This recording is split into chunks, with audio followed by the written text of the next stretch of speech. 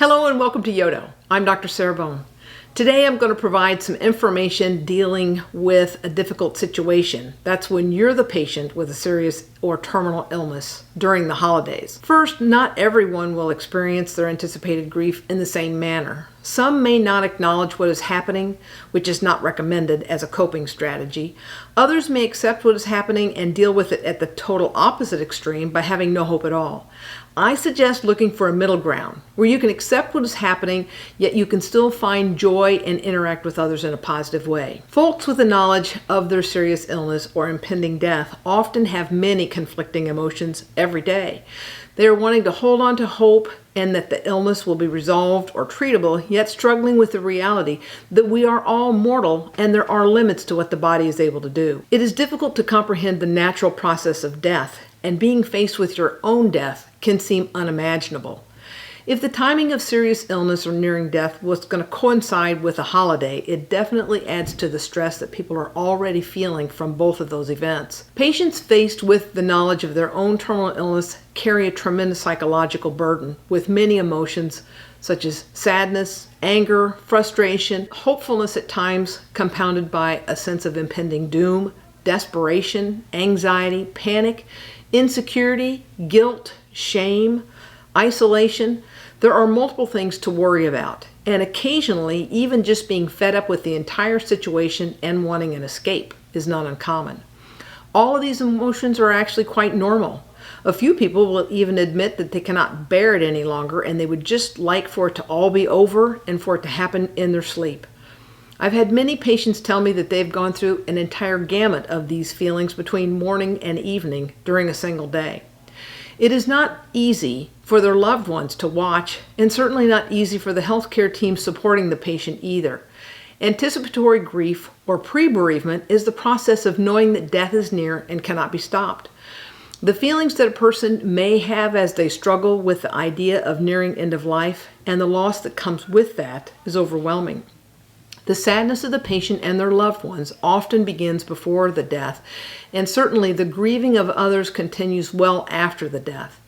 Typically, the grief process is no less than 1 year. Complicated grief is a separate topic, and that's not going to be addressed here today. The death of an individual affects a wide circle of people, certainly the loved ones, family, whether close or distant relatives, friends, work associates, neighbors, and the healthcare professional that are providing the care. There's a tremendous burden knowing that your time is short, especially during the holidays.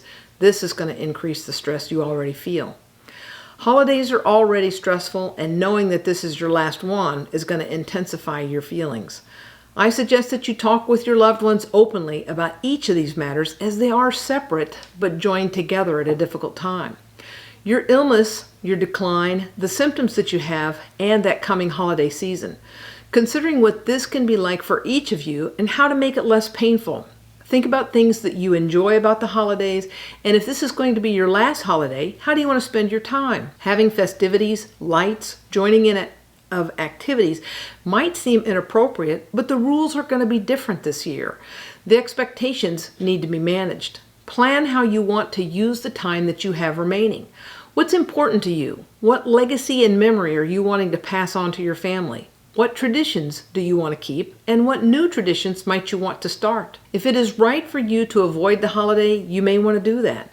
Others may feel that they want to have a memory of this holiday and may ask you to participate because they want to treasure their last memory with you during this holiday. Bear in mind that your energy may not be what it once was, and having less activity might actually seem appealing. Open communication and talking things out realistically is very important.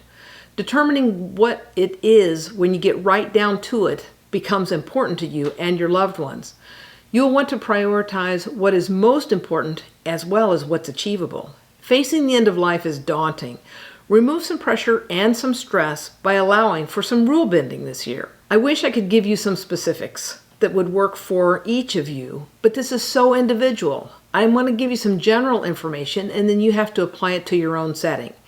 If you already have something that you know is a good idea that worked for you or worked for a family member, whether it's a question or a suggestion, please drop it in the comment box below. Don't leave any personal information or data. Set realistic goals. That's really helpful. Having unrealistic expectations is a trap. Consider 1 or 2 small goals even every day. When you reach that goal, you're going to have a sense of accomplishment that you've been successful. Realistic goals could be great or could be small. They might be financial, medical, or holiday related. A goal might be as complicated as setting up a trust or as easy as getting online to put a transfer on death onto a bank account. Your goal might be to have your pain managed today or to have a fulfilling nap. You might need to have someone help you put on a holiday classic movie that you can watch in the comfort of your own home with a friend, or you might have a small string of lights that you want somebody to put up for you to provide a festive mood. Accomplishing a goal provides a sense of success and achievement that's going to help bring peace. Every time you think about completing that task, you're going to have something to smile about. Find reasons to be joyful and maintain hope. We need to allow hope to change over time. I think that's really important. Sometimes a patient can focus on a hope, and when that hope becomes too large or unrealistic, the person can become overwhelmed with frustration and feelings of defeat. Consider the differences and similarities in your mind about a wish, a dream, a miracle, and hope. You have to allow for each of these to change. It will alleviate some pressures that we place on ourselves. We should always have hope. What you hoped for 10 years ago is very likely different than what you hoped for 10 weeks ago or even 10 days ago. Having a realistic hope and your basis is what is probable is going to help reduce your stress. Dreams are often defined as something that we can work to achieve. Miracles and wishes we have little control over. Help yourself mentally by considering each of these differently and allowing for adjustment. Encouraging yourself to redirect your thoughts and adjusting to change is an important skill. Avoid pinning yourself into a corner for a certain goal or a particular timetable, waiting on a particular test result to come back, or dwelling on the loss of a skill or an ability, because decline is to be anticipated as end of life nears. But to heavily dwell on it is going to deepen your sadness. How you and your loved one phrase things in your mind can be a major contributor to having daily joy and success and happiness. Talk about what you can do, what you did successfully yesterday, as well as what was done successful today, and help reinforce your sense of value. Phrase things in your mind so that you can spend your energy on the things that you can and want to do. Using energy on worry is a needless waste. Find balance for tradition, observing old and familiar rituals while allowing for change with the development of a new evolving custom. Your loved ones need to recognize their heritage, and they need the permission from you to be able to adapt to change. Showing your loved ones that you have flexibility and you're not mired down by the way things have always been done is going to allow for less pain when things do change. The one constant in the equation of life is change. There is always change. Promote your loved ones to have vision to look to the future, to allow for transformation and evolution over time. You want them to improve and grow daily in their knowledge and understanding of themselves and the world around them. Show them that it's okay to allow for beliefs to change and to develop. As our world changes, so does our interpretation of each other. Allowing for adaptability and our expression throughout life teaches us how to deal with uncertainties and can lessen suffering. Suffering can come in all shapes and sizes, and when you identify a trigger and identify what suffering means to you, it helps you look for ways to address that. Let your hospice team know that your mind is holding you back from having joy, and allow their social worker to provide guidance to you and your loved ones. You might have a loved one that can help you reframe your thinking. Once you find that person that has the skill with reframing how you're thinking, talk with them often. They can be your thought coach. The licensed clinical social worker, the LCSW of a hospice agency, is trained in this task, and it's something that they do every day. So please allow that hospice social worker to assist you and assist your family members. The internal image that we have of our physical and mental self does change over time, and that's okay. You may not be feeling up to doing it every day, but a few times a week, encourage yourself to get up, attend to your appearance, get dressed in something that's appropriate, maybe for your holiday, but sit up for a little while your bedding is being changed. It can help significantly to improve your self-image, as well as your outlook. Patients receiving hospice care have that visiting service that comes into their home. A trained and skilled hospice aide is going to help with personal care, bathing, and shaving. They will help you get into something and be comfortable while they're going to change the sheets on your bed or even perform some light housekeeping duties. Patients report having a wonderful relationship with their hospice aide, and that provides you with this personal service. Patients that allow the aide to assist them a few times a week with their personal care report having a higher quality of life and more happiness. Feeling clean and having a nice smelling lotion applied to your back or to your feet can be a simple pleasure that goes a long way into making your day much better. Having familiar scents that remind you of baking can also improve your outlook. So you might want to have a seasonal air freshener put in your room. Inform your physician of your physical symptoms and tell them how they can help you have better days. Physical suffering such as pain, shortness of breath, bowel or bladder issues, mobility problems, appetite changes, or edema are going to be addressed by your doctor. Keep your physician informed about your issues and allow them to address your concerns. The hospice physician will be coming to your home. Also, you might be having regular follow-up visits with your primary physician or your specialist by video visit. Ongoing changes in medication and care is a must as the disease processes advance. Your hospice nurse will be checking in on you no less than once a week, and most nurses are very sensitive to their patients' needs. You have the ability and are encouraged to call your hospice agency anytime, night or day, regardless of weekend or holiday, to report a new symptom or a worsening chronic symptom to the nurse. If requested or needed, the nurse will come to your home even during the non-9 to 5 hours to evaluate you and communicate with a physician. Whether it is your regular nurse that knows you well and checks on you all the time, or an on-call after-hours nurse that you contact, they're going to reach out to the physician and report your concerns. They're going to obtain orders for needed medication or treatment changes to help you manage your symptoms better. Spiritual concerns are also common. Spiritual concerns might be religious, but more often they're not. Many patients report feeling at peace and comfortable with their religion. However, spirituality can be a little bit more unsettling. Spirituality may be related to finding meaning, purpose, sense of acceptance or belonging.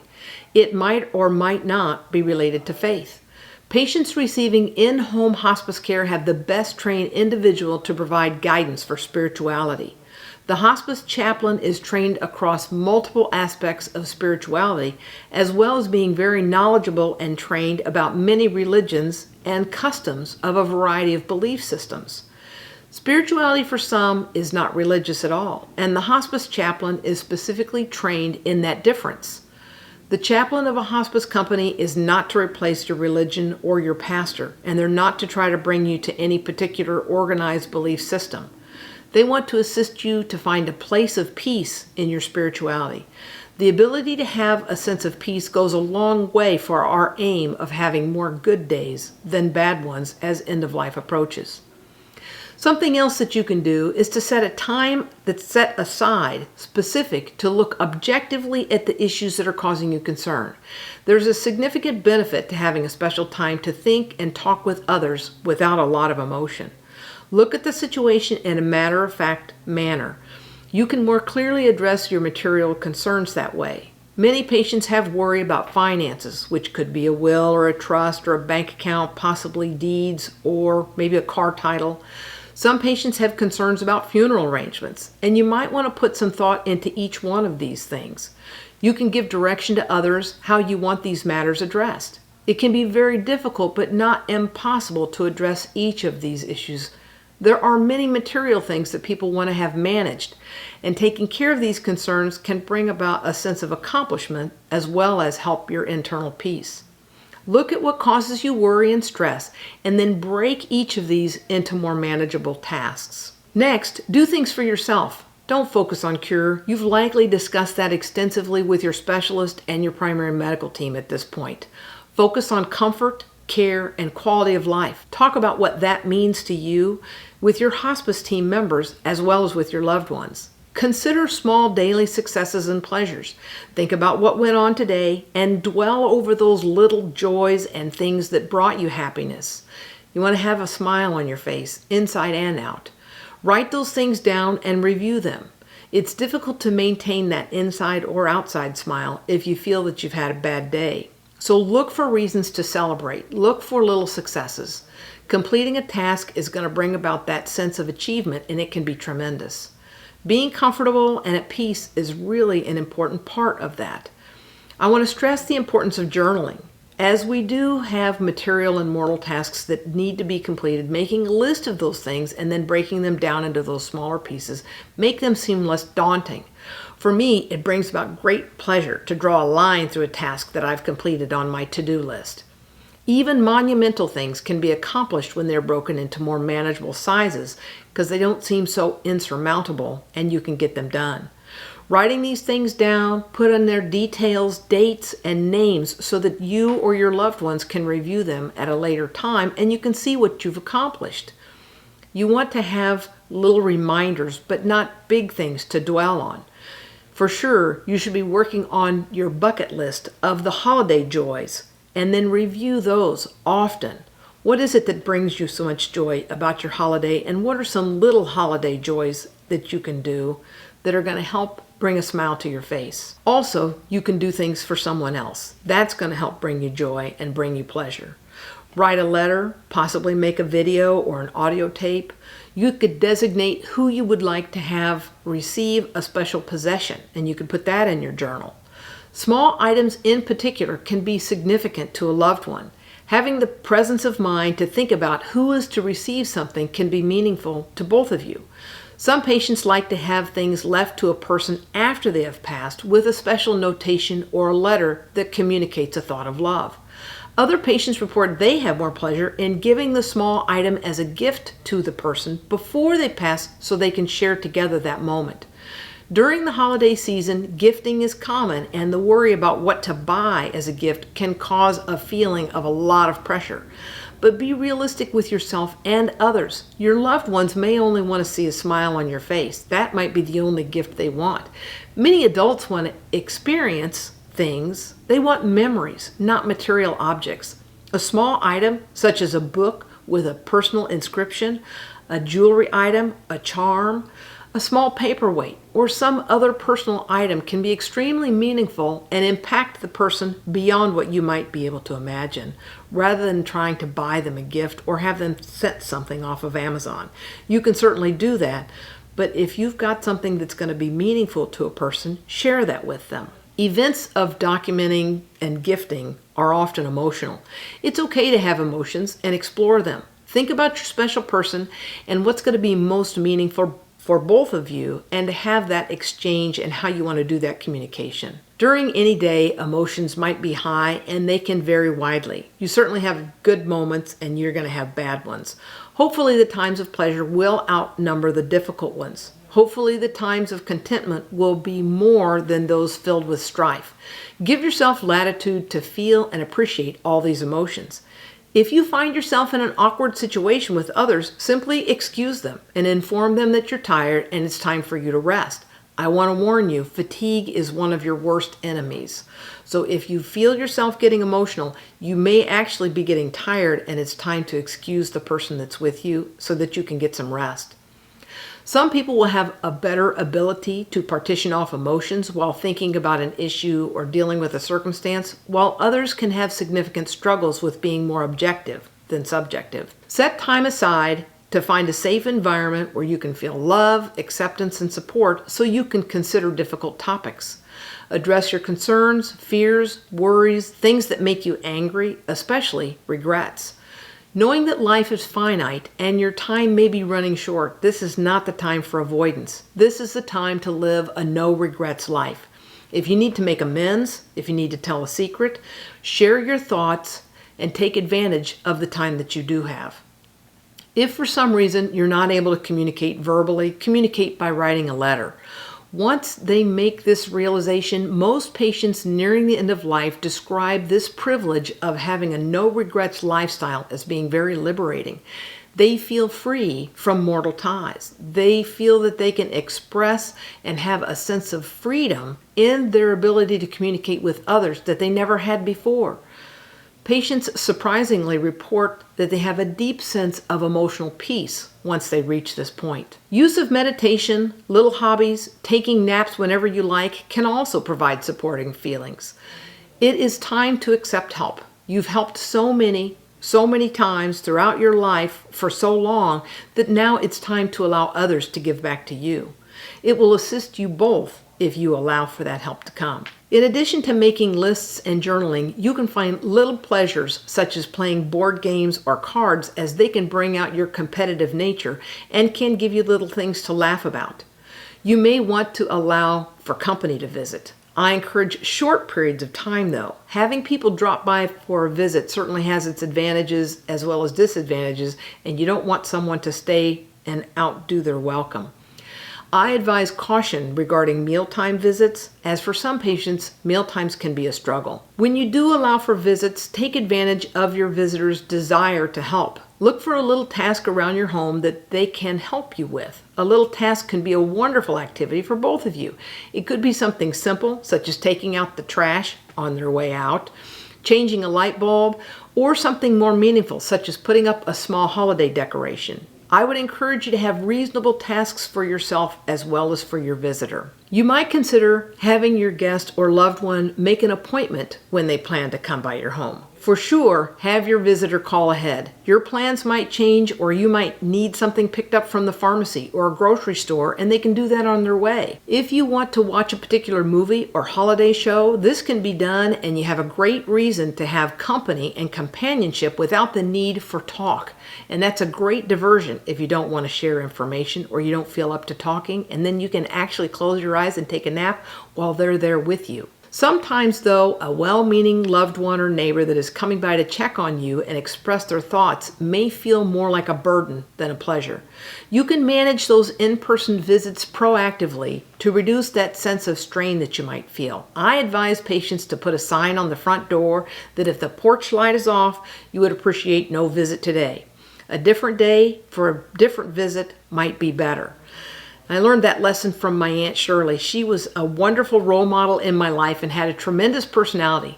When she was dying from her malignancy, she kept a calendar by her recliner, and she would schedule time for visitors to come by. She was strict about keeping people to their times.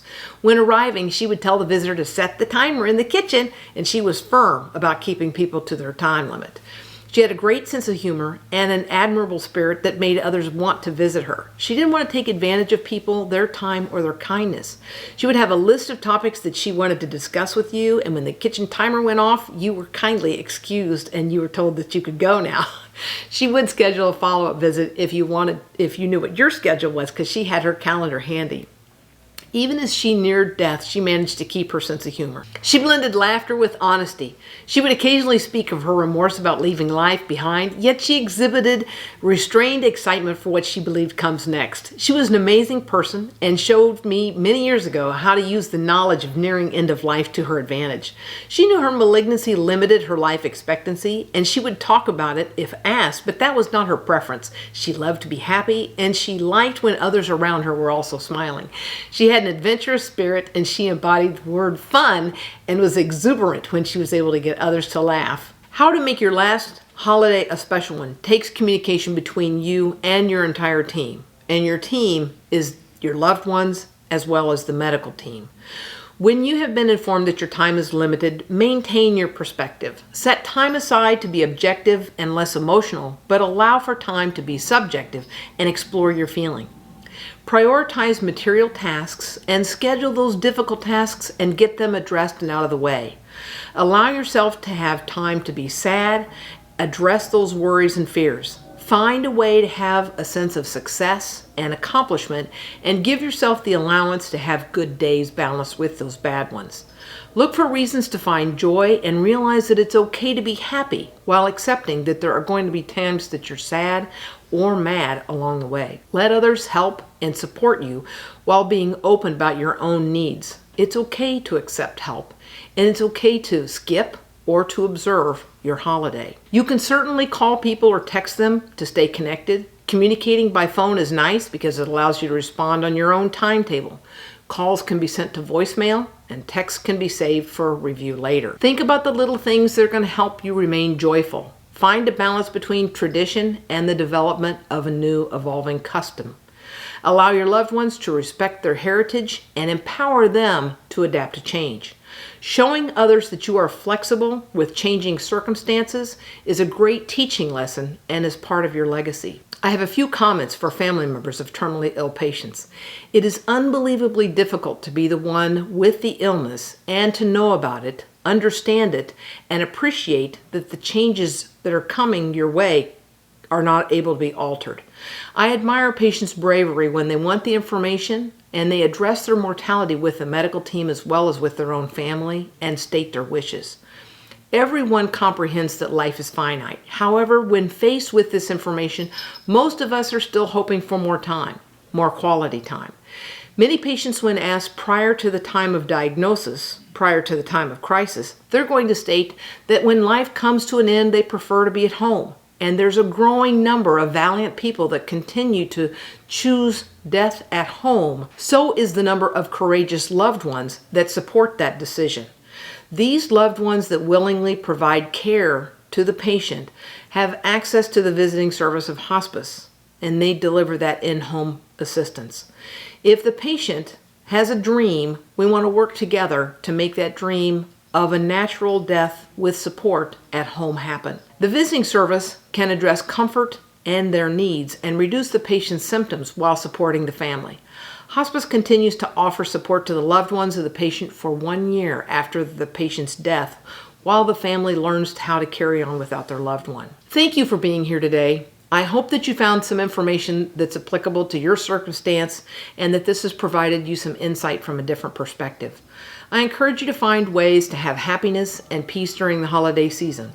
If you think this information would be helpful to others, please forward it to them. Bye now.